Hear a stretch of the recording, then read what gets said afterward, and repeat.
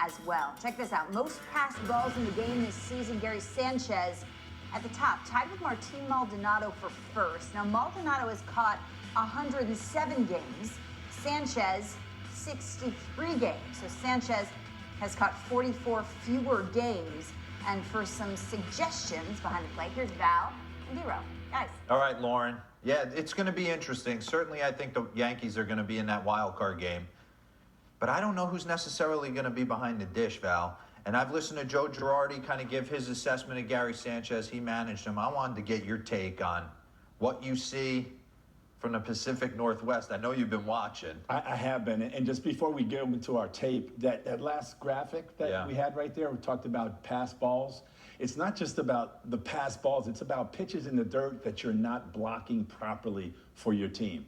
So it's not just the clanks, but it's the ability to block that ball so that runner doesn't get into scoring position, that the double play stays in order, that the guy on third doesn't score. Yeah. But we're going to take a look at this right now, and what I'm going to show, what I want you to see and point out is his balance and his weight distribution. These are just some pitches right here.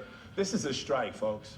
And he is barely getting leather on this ball. Yes, the guy missed his target by, about a foot, but you still have to catch this. This is CC. That's 90 miles an hour. Look at his glove. This ball is hitting off.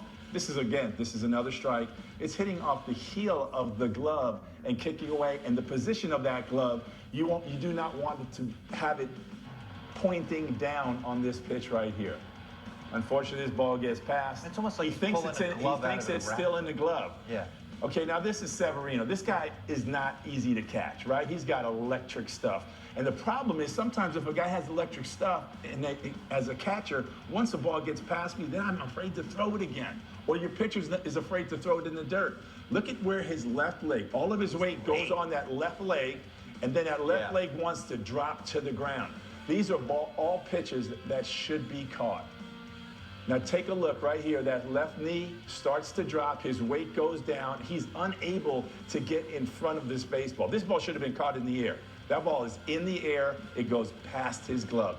To me, when it comes down to receiving a pitch, it is all about concentration. Are you locked in? Are you watching that ball all the way into your glove? There has to be. I'm just throwing questions out. I'm just throwing questions out right here. I mean, that just looks like he's locked. Right there. He's trapped. He's in jail. Once your knee drops down, you gotta know that. Once your knee drops down, you cannot move left or right. This is a slider, and keep it right there. This is a slider with a man on third base, D-Row. If I call a slider and there's a man on third base, I am anticipating the ball's going to be in the dirt, and I'm going to block it. I'm going to smother this thing like it's a grenade. Okay? Now fast forward this. Keep it going. Watch where the ball bounces. He doesn't even barely get slid. This is from the side angle. Hold it right there. Look at where his balance is. Again, there's a man on third base. If anything to his right, he has no chance to move. His reach is limited because all of that weight is on that left knee. Go ahead and play it. Here comes the slider. He barely gets leather. This ball is a pitch that is in front of home plate. He called the slider. He should have been able to get in front of it. Now, this kind of reminded me of what we saw last year. Oh, okay. Gary Pettis just swinging. Hold it right here. So, okay, this is a game over. This is a game-ending play. This is a ball out in the right center field gap, but I wanted you to see how he is receiving even a throw. Now, imagine you're a shortstop. Look, he's already fallen onto his knee. Take that back a little bit for me. Here comes the throw. Watch. He drops down. Yeah. Stop it right there.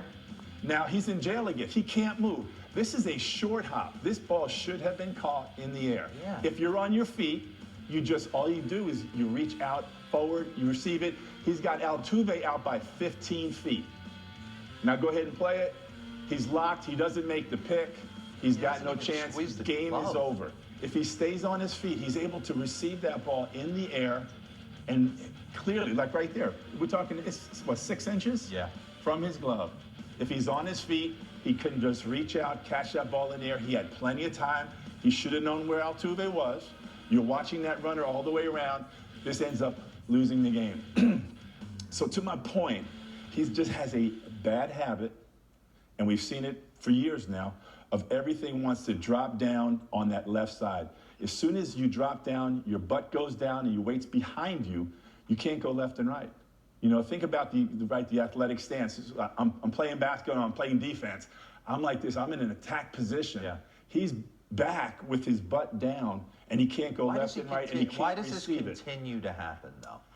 That's my thing, because he's had moments, Yes. especially with Tanaka, we were talking about it in a production meeting, where he's had moments where he does look the part back there. Tanaka, though, so let's you're aware So of I've got everything in this Chapman, hard to catch. Yeah. Betances, hard to catch. Severino, hard to catch. They have electric stuff. Tanaka is pinpoint, right? 91, 92 miles an hour, a little forkball that goes down, and a nice little tight slider. Much easier to catch. Every pitcher is different. Every pitcher's pitches move in a different way, and you have to be able to receive the ball. One of the things that I do see with him, when you give a target, if I have CeCe, we saw that pitch on CeCe, if we can maybe pull that up again and just freeze it when that ball hits the glove. When you give a target on the left hand, I caught Randy Johnson for a lot of years, throwing 100 miles an hour, nasty slider. If I ever had my pitch, my glove like this with my thumb down. Break your hand. Okay, so here it is. This is what it's going to look like if my thumb's down and I'm giving the target.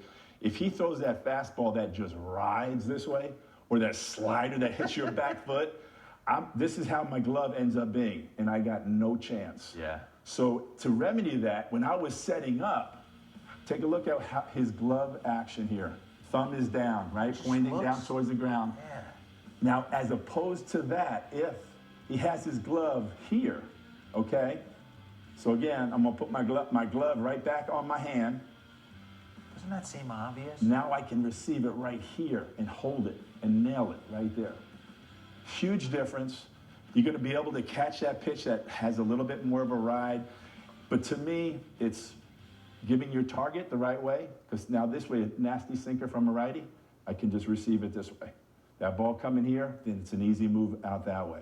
If you start here, you can start locking yourself up and you just get caught. And then on top of that, with his weight all the way back, he can't move left and right. He's not on the balls Still a lot of of his things feet. going on right now. He does. But it comes down to, do you want to be great? And that He has a I'm chance to gonna be say, great Val, because he has the bat. He has a phenomenal arm, but he has to take pride in the fact that I don't want anything to get past me. The most embarrassing thing as a catcher is to have to do this. Yep. And go chase a baseball. You have to have pride that, man, I'm going to throw myself on this like a grenade, that it's not going to get past me. And if you don't have this little white ball, man, it will find those holes. If you don't have a guy you can trust behind the dish, you got nothing. That guy controls the entire flow. Well, think of it from a pitcher standpoint. So Severino throws that nasty slider just right on the plate.